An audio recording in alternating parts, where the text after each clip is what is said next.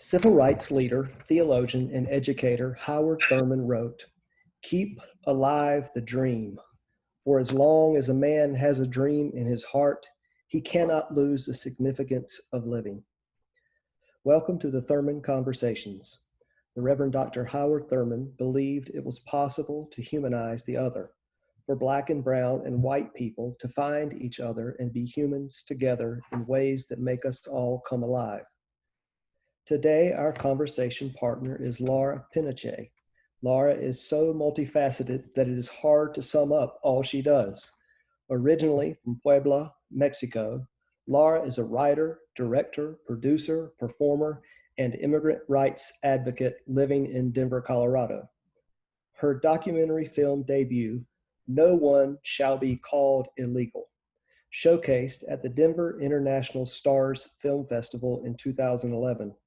And she was a key producer in the documentary film Five Dreamers in 2018, which was continuously aired on Rocky Mountain and national PBS stations since its release. Her experience includes lifting up DACA and sanctuary stories as project manager for Modus Theater's Undocu America project, being a volunteer with Together Colorado's Immigration Committee since 2016, actively sharing her own immigrant experience on stage as a Modus Theater Undocu America monologuist, and currently working as hotline coordinator for the Colorado Immigrants' Rights Coalition, documenting ICE incidents. Laura's dream is to continue creating a positive impact through documenting and storytelling. Tonight, we are going to see a segment of one of her films, hear a part of one of her monologues, and find out ways we can be allies and accomplices to the immigrant community around us. Our format for the conversation tonight is a little bit different because we are going to use multimedia. Laura will talk, share, and perform for about 40 minutes. During that time, you will be muted, but we invite you to add questions into the chat. We will gather the questions for the last 20 minutes and give Laura a chance to answer as many as we have time for. Tonight's conversation is the beginning of a 4-month-long collaboration with Modus Theater Company, where Laura is an undocumonologist. So stay tuned as once a month, we will be bringing you more theater and media and thinkers, activists, and stories from their project.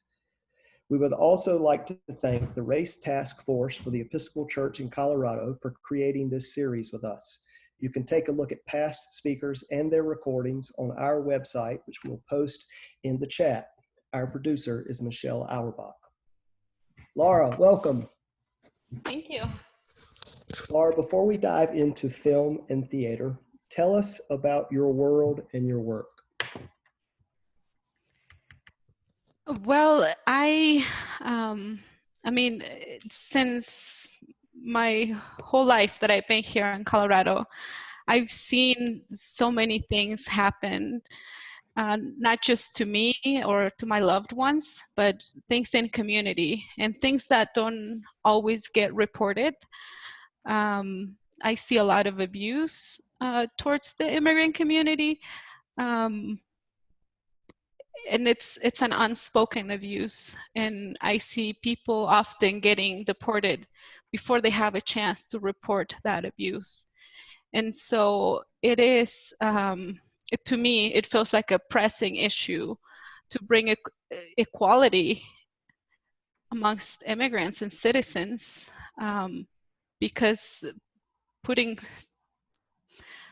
immigrants in a situation where they're stripped away from their rights can really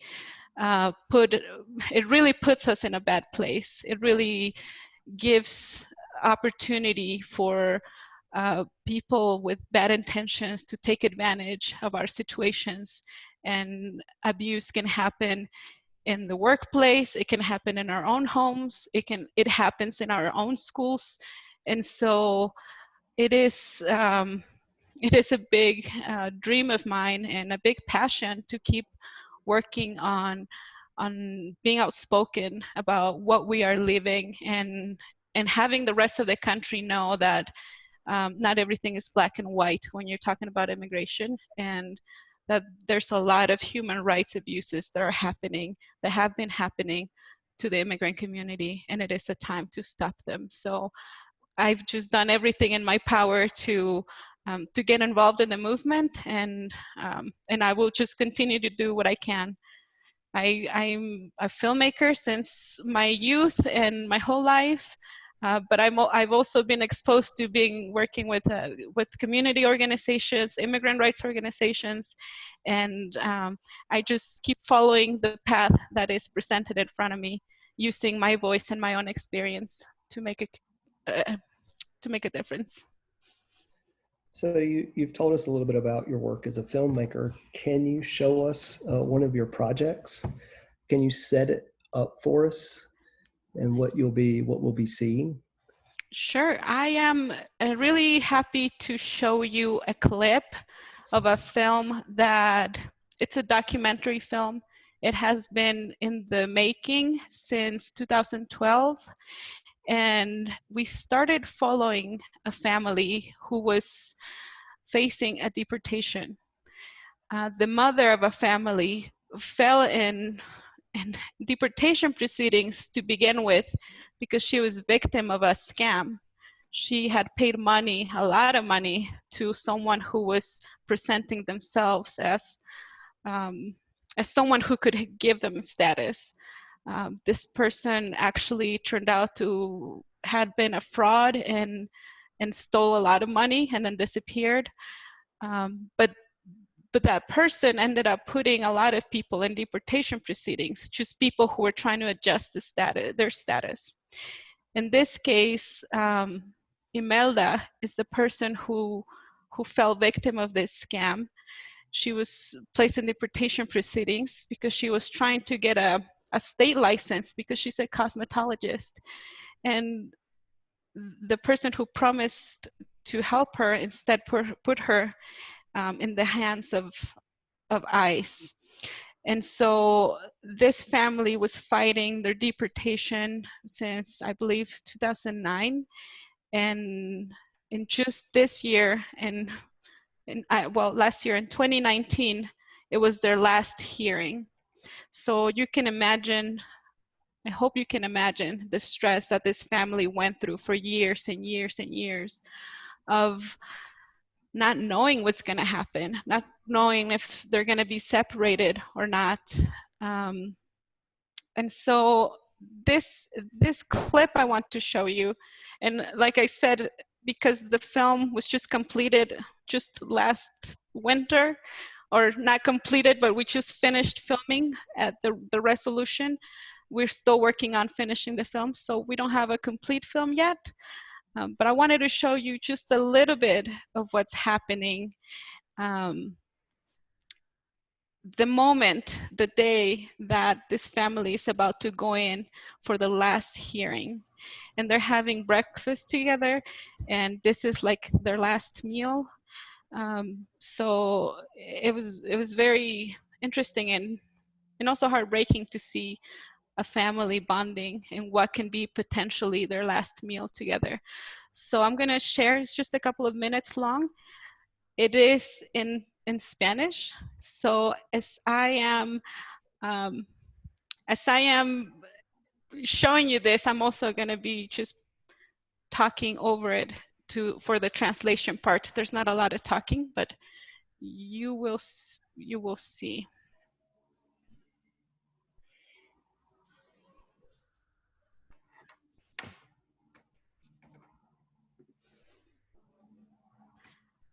For now, to have someone to decide for me what I want.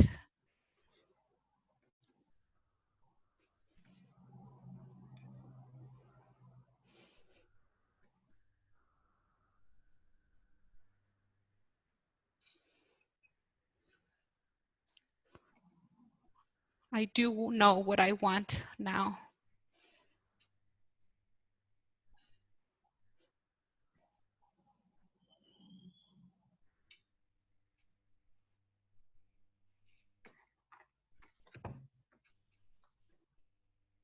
Now I know that what I want is to be with you, my son.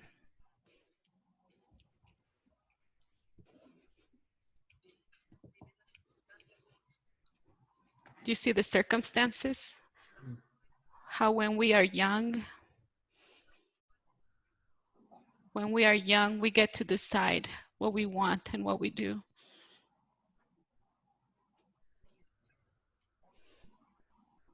But later on, someone else decides for you.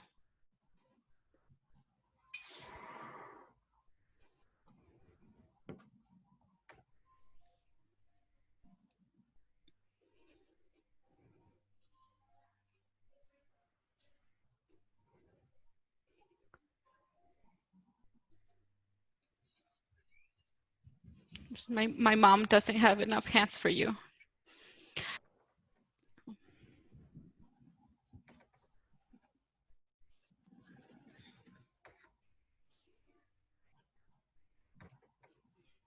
Said, look, Mom, I just colored one of my nails.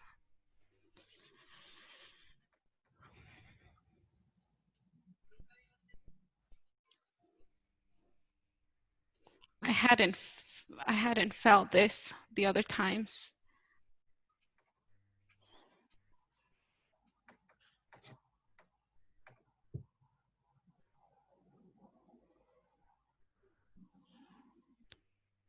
Because now I know that there has to be a decision. And of course I am hoping positive, but the uncertainty and knowing that someone else is deciding your life for you.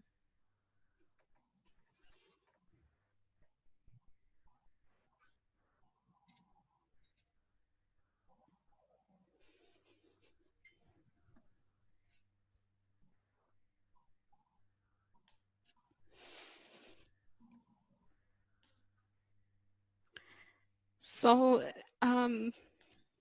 this is just a little clip just to get an idea of what families are going through, facing this process, the family separation that comes from deportations.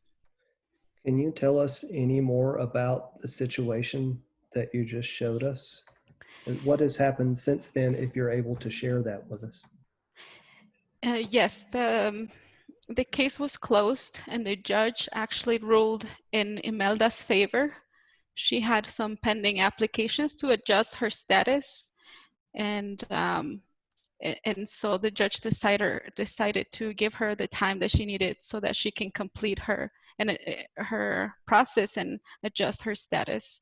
Her youngest daughter is a U.S. citizen, and she's of age, so she can apply for her now. So once this film comes out, tell us about the impact that you would like it to have. I would like for people who are citizens of the country and don't necessarily realize how a deportation affects not just one person.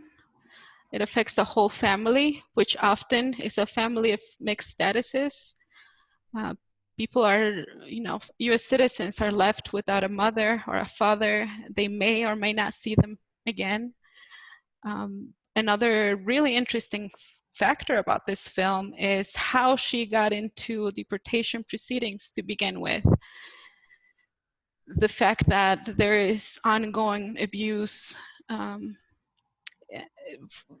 in circumstances where people take advantage of immigrants and their status. I think that's another big highlight from this film that people need to be aware of. The other element of this film, as I mentioned, we've been filming since 2012, and we have captured some really precious footage of immigrants at the Capitol lobbying to repeal anti-immigrant laws here in Colorado. Immigrants advocating for themselves and advocating for the right to have a driver's license. So we filmed some of that, and just to see how much Colorado has come forward and how we were able to capture some of that. That's a really exciting part about this film that yeah, I'm really excited to share it with the world pretty soon, next year. So before we move on, tell us what ICE stands for. Immigration Customs Enforcement. Okay. So who are the people that the DREAM Act leaves out, and how does that impact your community? The DREAM Act, as well as DACA, focuses on the youth, on the children who came here and with their parents without status and grew up here without status. And we've seen the popular opinion, and the majority of Americans support DACA and support Dreamers. However, DREAM Acts, the different versions of the DREAM Act usually leave out people like my parents, people who are not youth, people who maybe are young, but they don't qualify for DACA for some reason because they maybe have a DUI, or maybe they didn't go to college, or maybe they just can't afford the process. Hopefully that's not the case, but there's a lot of reasons why people get left out of that group. And what's really concerning as well is that versions of DACA, versions of the DREAM Act that continue to be presented, they often come with attachments that gives more money to ICE, more money to Border Patrol to keep deporting people.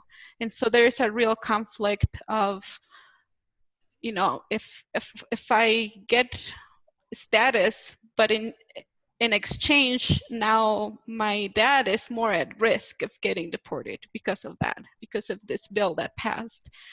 That's just not right. It's like playing politics, and I mean, we have to play politics, but these are real lives, and you know, I don't know. I think that it can be dangerous when we are asking people to support Dreamers or to support DACA, because it feels like we're taking away the humanity of many, many other folks who have been waiting in limbo for an opportunity to adjust their status.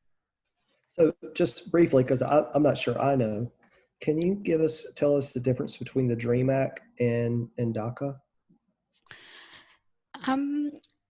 DACA is the executive order by President Obama. It gives us a protection. It stands for Deferred Action for Childhood Arrivals. It gives us protection from deportation. We can also apply for a work permit and a social security number, which we can't use for social services or benefits, but we can use it to work and to get a driver's license. This is a permit that we have to renew. We have to renew DACA every 2 years. But it was just announced yesterday that from now on we have to renew every 1 year. And it's a $500 fee. They take our biometrics, and we have to have a clean record of, clean record for everything. And that's the deferred action. It can be removed at the discretion of ICE as well. And we cannot leave the country. Go ahead. I'm sorry. Yeah. Well, the DREAM Act is a bill that has been getting introduced for almost the last 20 years, and it gives a more permanent protection, a path to residency to people who qualify for DACA. I want to ask, you mentioned that the new legislation requires folks to renew every 1 year. How long does that process take in order to renew every year? if I was going to renew this year, if my year runs out in 2 months, do I have time to apply and to renew again? We are recommended to apply as soon as 6 months before your DACA is about to expire. And that's about how long the process can take. The first time I applied for DACA, it took a year for me to gather all the documents I needed to apply for it. And then it took another year for me to receive it and to get it approved. And it's always different. There are times where they take longer to approve applications, and there are times when they approve them really fast. It just depends on what's going on. What other legislation has made things worse? Well,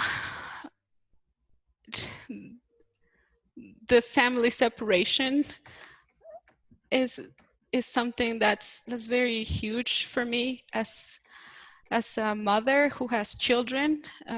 When that happened in our country, it was a big wake-up call for me, because I was not at the border, but I was very much vulnerable at being separated from my children, especially when the administration was announcing that they're trying to eliminate DACA.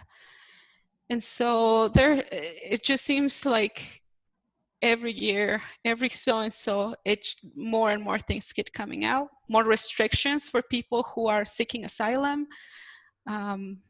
It's really inhumane to have people wait outside of the country when they're seeking asylum and they're running for their lives, and we just, turn them around and send them back to their dangerous situations. There's a lot, and I'm sorry I can't narrow it down because there's just so much and more that keeps happening. Well, it seems like immigrants are living in a constant state of fear. And I wonder if there are other parts of other parts of the immigrant story that we might not be aware of, besides this constant fear of being deported or having to renew. What else would you want us to know? I would say this is a critical moment in the rise of the protests that are happening, and I'm seeing many immigrants being inspired by this movement that have been impacted by police brutality or abuse.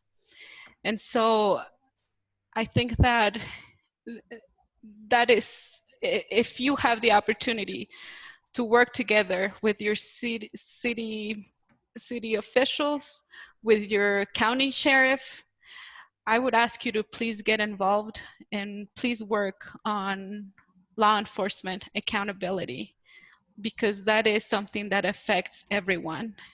And it affects you, but it affects immigrants even more so, because I've seen so many heartbreaking stories of immigrants who were taken advantage of or abused because they didn't have papers and they couldn't fight their civil cases in court.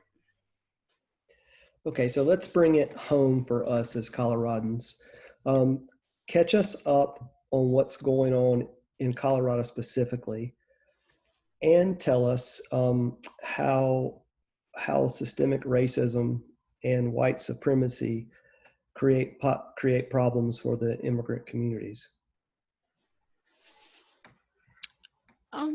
Well, in Colorado, we have an immigrant detention center here in Aurora, Colorado.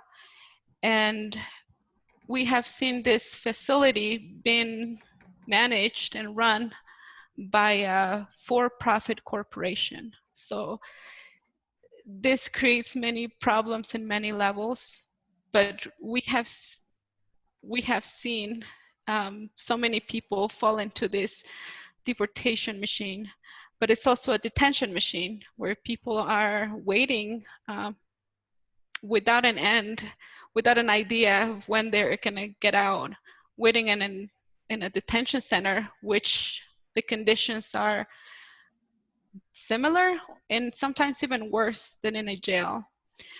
We've seen so many lawsuits against this place. And the most recent attack to the people that are in there is we were hearing of people getting, or the pods getting sprayed with chemicals, really harsh chemicals. And people started calling us and reporting that they had nosebleeds, they had mouth bleeding, just all these different allergies to these really harsh chemicals that this detention center was using to disinfect the areas. And that's, I mean, that's just the big, like the tip of the iceberg. There has been many other things that have been reported from that detention center, and the human rights abuses are just, they just keep coming and coming, like more stories keep coming out. I feel like this is a really big thing that we're all working together here in Colorado to address. Yeah,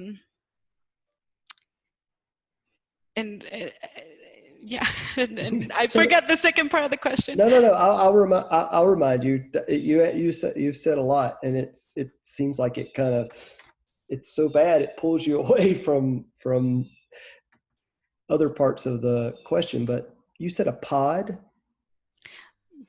Are those moving pods? Are they housed in moving pods? They're cells. Cells. Okay. Yeah. So they're up to 6 people in a cell. Okay. So the other part of the question was, can you tell us how systemic racism and particularly white supremacy have created problems either in detention centers or for the immigrant communities around Colorado? I mean, I'm gonna broaden the answer to include our country. Okay. Because I'm really happy that Colorado is actually one of the most progressive states when it comes to immigrant rights in our country. I mean, right now we are. However, I think that it all comes down to the top and what's coming down from the top. The tone that we set for our country can really put people in danger. It's just my own personal experience of all the racist comments I've heard towards me, people cutting in front of me. Like, there's just so much that we learn as immigrants. Sometimes we learn to ignore that, and we just try to keep moving on. But I definitely got invested in this work because we have to change the way we treat immigrants that are coming into our country, or refugees or asylum seekers. It's just really dangerous to put someone in a category and strip them away from human rights, because that just causes so much trouble. When you are in a position of power, you can easily get corrupted. Hopefully not, but it happens. And when you are giving power to citizens over immigrants, and you're not giving immigrants rights, then that's just calling for trouble. And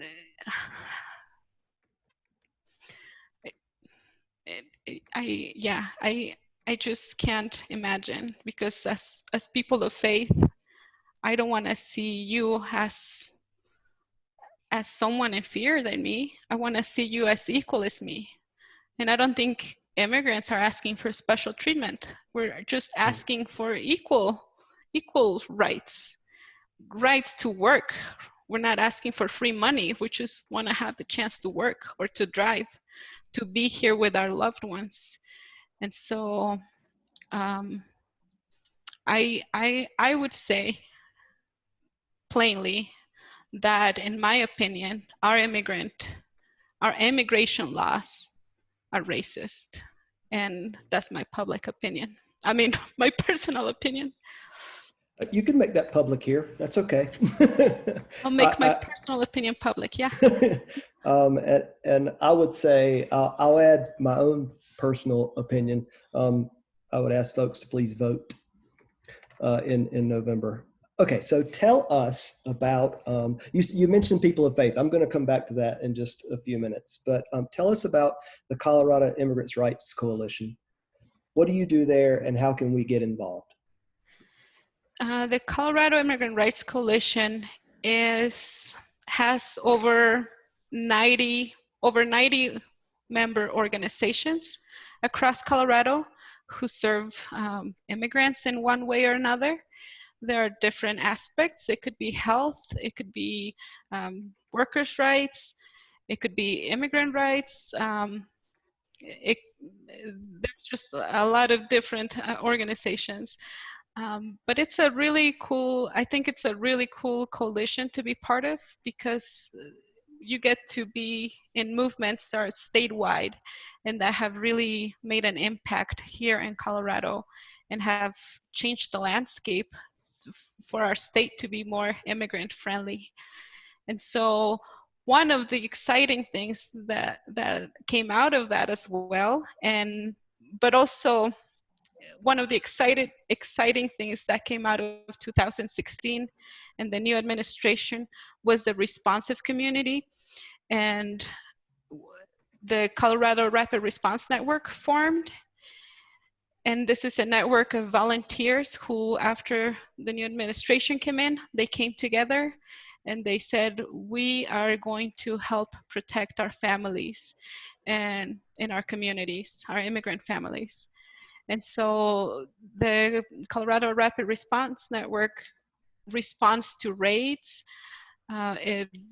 We also document cases of ICE incidents or people who are facing deportation proceedings.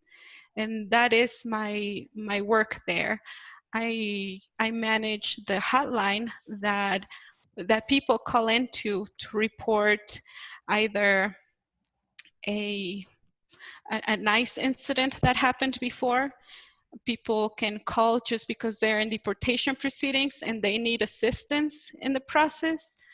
People call because they have a loved one in detention, the immigrant detention center, or people also call to report collaborations between law enforcement and ICE. And so this work really helps us understand what's happening in our state, and which later helps us pass better legislation here in Colorado that can better protect our immigrant families. And it also gives us an opportunity to provide support to these families who are facing deportation. And our volunteers will document their case and will connect them to support in their own communities. And we just provide accompaniment through the process. We also can create public campaigns and stuff like that. Sorry, I didn't mean to interrupt, but our producer did a training to become a legal observer. Tell us, can we do that too? Is that what folks can do to help? Yes. The CORN, Colorado Rapid Response Network, or CORN, they can train you if you want to be a legal observer to come out. When there's an active raid happening, you can come out to confirm if it's a raid or not. You can also, you can also be a dispatcher if you are bilingual, and you can take in the calls and send the volunteers there. Or you could also be part of the DACA team, which is the team that I manage, and we can document cases of past incidents. And yeah, I'm sure Michelle will be happy to share whatever she has learned, but I can also share more towards the end, because I have a big list of actions for you all. Okay, good. I will ask you to give us those towards the end. So I would love it if you would make this, if you don't mind, make this a little more personal for us and share some of your undocumented monologue. I'll be happy to. In collaboration with Modus Theater, a nonprofit arts organization in Boulder, I wrote a monologue. It is sort of an open letter to my fellow brothers and sisters of the Christian faith. And so I am happy to read that for you. Um, I have it memorized, but I prefer to read because I get emotional and then I forget. And if you're a crier like me, you might want to have a box of tissues next to you. Thank you for telling us. I need to talk to my fellow Christians, my brothers, my sisters. I know immigration is not a topic that is comfortable, but we need to have this conversation because you may not know that I'm in pain right now and that you might have, perhaps without realizing it, contributed to my pain. I share my heart knowing that you are good people. I have seen you help out at church, at the shelter, and care for the elderly. I have seen you bring food to the homes of people in need. And I know that most of you don't really mean for all immigrants to be deported. So I don't understand why so many of you support leaders who are promising to deport my mom and my dad. Many of my brothers and sisters of faith tell me that I don't have to worry because they will be there to support me and that they would never let anybody take me away personally. But sometimes those same people are helping to elect leaders who have the intention of separating parents from their children, deporting millions of immigrants who are just trying to support their families. We often get disappointed by politicians who don't fulfill their promises. In this case, I know many Christians are actually counting on our elected officials not delivering on the promise to deport all undocumented immigrants. But these hopes are not enough for me. Not when I'm being told that I should fill out an emergency plan for my children's school so they know who to call if ICE picks me up. The thought alone of this possibility is forcing me and my children to live in so much anxiety. I really don't think that you want my children taken into foster care, left up for grabs to a destiny without a mother. There is a teaching in the New Testament about a woman who was about to be killed by a mob because of her sins. But despite her transgressions, Jesus stood up for her. He challenged those who had never committed a sin to throw the first stone. And there was no person able to throw a stone at the woman. Of course, many of you may feel that my family and I made a mistake by coming here undocumented. Maybe a transgression. But if you know me, you know we didn't come here to cause harm, but simply to preserve our own lives. We were hungry, we needed bread. We were thirsty and we needed water. We were being persecuted and we chose life and freedom. I need you to know, from what I have seen in my community, most people who are undocumented cross the border like my family, just trying to survive. We would have chosen a safe and legal path without wandering in the desert, without the freezing nights, without the cactus and thorns digging into our feet, without the threats of smugglers, without having to carry tired little children for miles and miles, if there would have been another way. I also know from my personal experience crossing the border that my family and I were not alone. We were being held by God's hand into this country. And when I see the beautiful faces of my healthy, happy children, I know that I was meant to be here. And so I'm grateful. And I'm grateful to be part of my community and our country, which I love.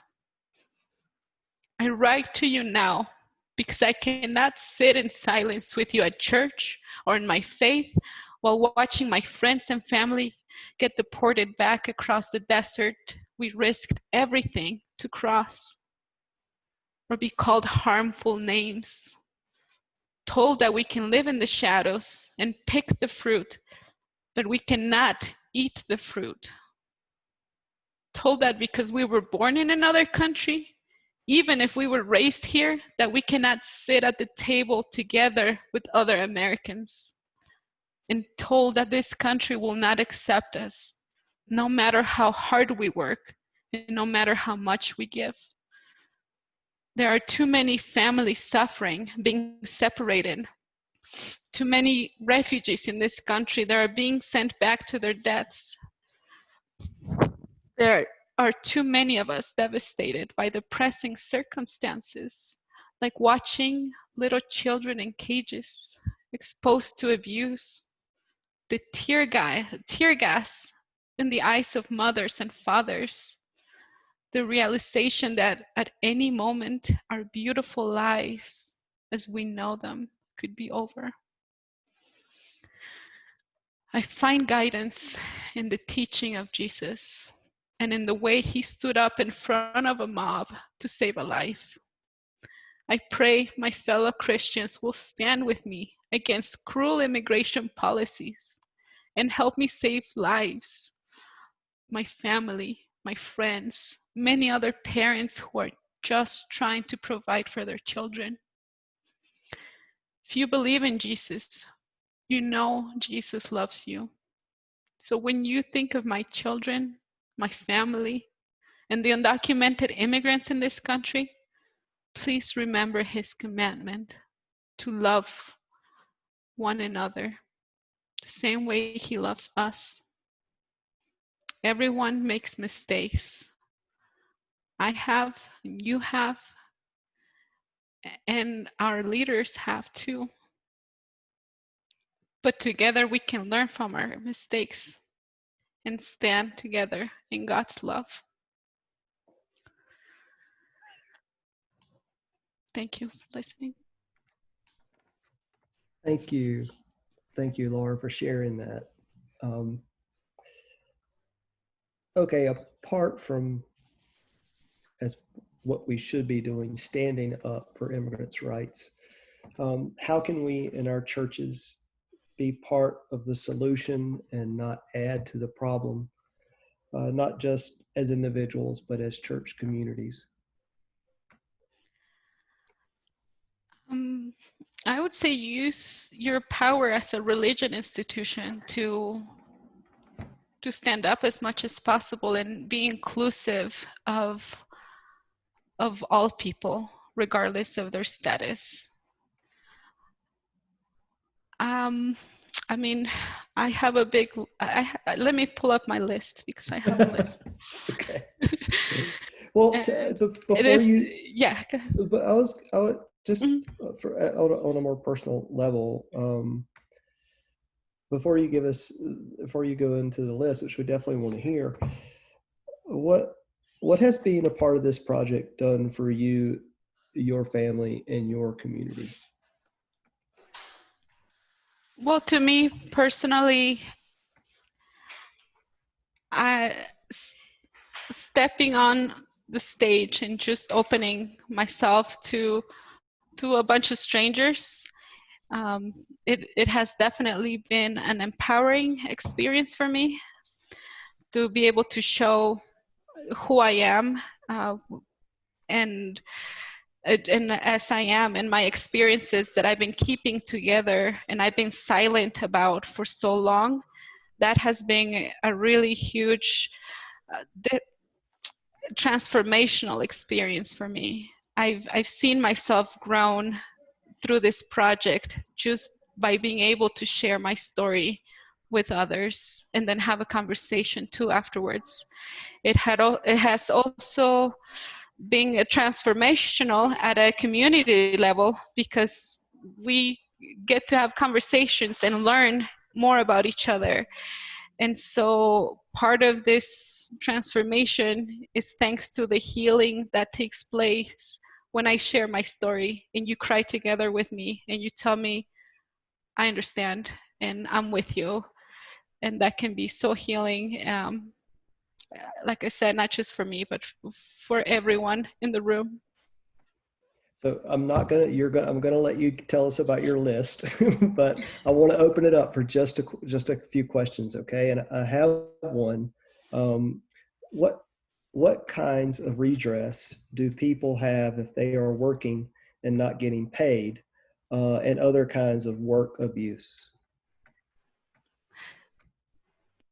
I I know there are member organizations of our coalition who focus specifically on that. So feel free to reach out and I can connect you if you know that someone needs support on that aspect. And I'm not an expert in that field because I don't work too much with people who are dealing with that, but I do know it's something that happens. And I mean, not too long ago, I got a call in the hotline, someone who was calling because both her dad and her brother had worked for someone, and when they went to get their money for the work that they did, the person refused to pay them, and on top of that, attacked them and then called the police on them, and then called ICE on them. And this is what I'm talking about, that not having that immigrant status is always going to put you at risk of your rights being violated. I so often we talk. The Episcopal Church has been pretty good about supporting immigrants' rights, but we all hear the word immigrants and we think in terms of categories, and groups, and not individuals who have names and faces and families and are connected to immigrant communities, and their culture and their life. So for you to share with us your story gives us a window into the immigrant community, and your face for many of us is in your story, maybe the only personal story that from someone that we hear. So thank you for sharing that with us. And I'd love it if you would, in terms of the projects from Modus, how can we, what's coming up, or where can we go to see more and to learn about more people and more stories, and how can we find those things? You can visit modustheater.org to learn more about this nonprofit organization from Boulder who's changing the narrative in our country in different issues, and immigration is one of them. And I also have that on my list of action items that I will share with you right now. Please do, please do. Because they do have, I'm going to put it in the chat box so that everybody can see it. And you can open links. There are links also for things. But Modus Theater also is producing a podcast called Shoebox Stories. And that's also included in the action list, because Shoebox Stories is aiming to have a national audience. And it is stories like mine are being read. And yeah, please check it out, and please share those stories as well with people that you know who might want to hear, or get a perspective of what we're going through. And The other stuff on my list is, and I'm gonna go down to the list just very quickly, but hopefully you can see it. Well, let me share my screen so you can see it.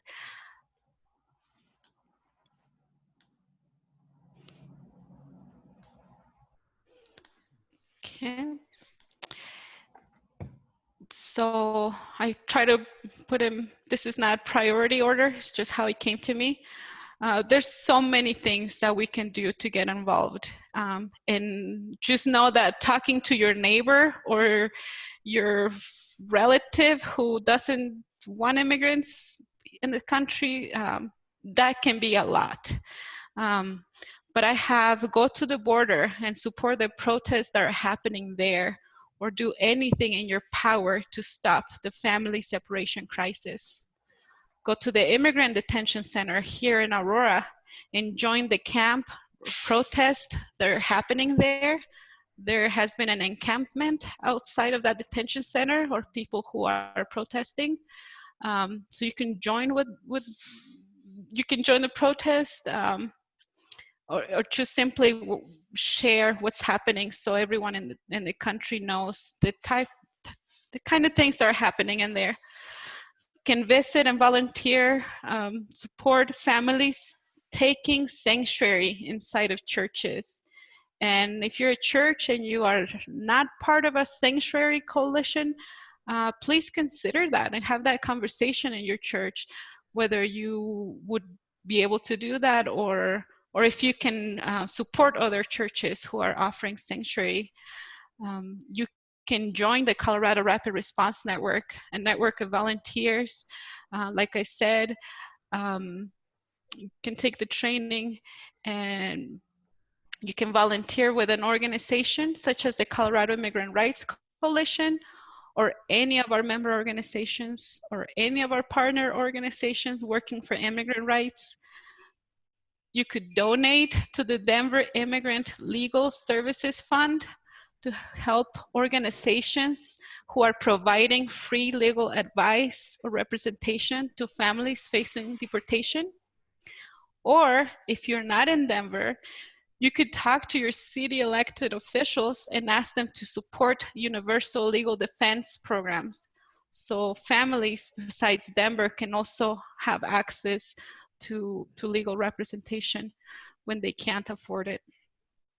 You can support organizations like Modus Theater and listen and share their Shoebox podcast to hear more monologues like mine. You can also repost and share Senator Michael Bennett's tweet featuring me. It's just a call to action to our nation to pass permanent protections for DACA recipients. Or you can also urge your elected officials to pass the DREAM Act, the Dream and Promise Act, which is the latest version of the DREAM Act right now, and has already passed the House of Congress, and it would need to be brought up to the Senate for a vote for the DREAM Act to become a reality. You can go to your social media accounts right now and post any of these hashtags. Stand with immigrants, or Recovery for All. We are all essential. There's a national movement right now, and today is the day of action to ask our elected officials to pass COVID-19 relief for everyone, with no exclusions of people's status, because we're all in this together.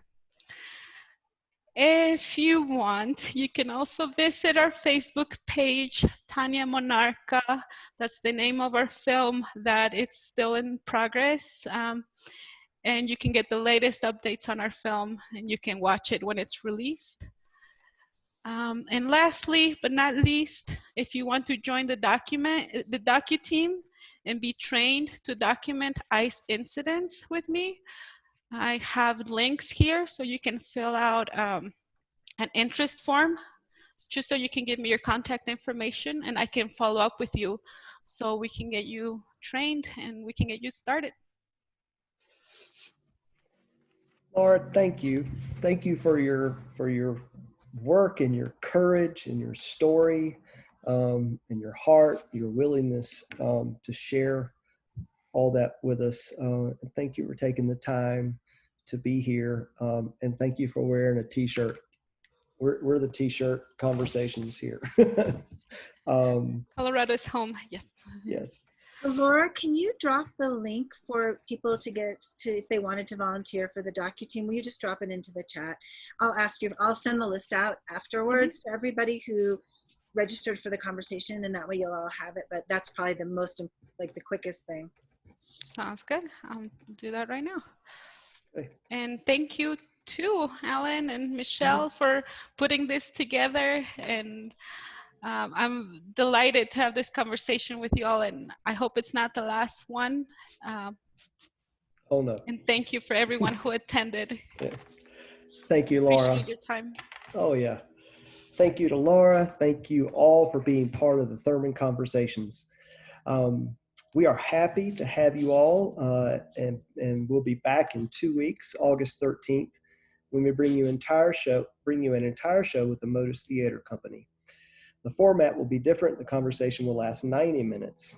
It's going to be amazing, so please come back. And if you like this, please tell your friends. Share the video or the Facebook Live. We've been getting hundreds and thousands of views, and our conversations are actually watched 3 and 4 and 5 times by 3 and 4 or 5 times more people that actually come to the event. So please share. It's how we get our word out. Always thank you to our conversation partners, to you tonight, Laura. This conversation series is sponsored by the Race Task Force of the Episcopal Church in Colorado and St. Paul's Episcopal Church in Lakewood, Colorado, and is produced by Michelle Auerbach. Remember, if you like what you are hearing here, don't tell us, tell your friends. Stay safe, love your neighbor, and wear a mask. Peace and good night. Thanks, Laura. Peace.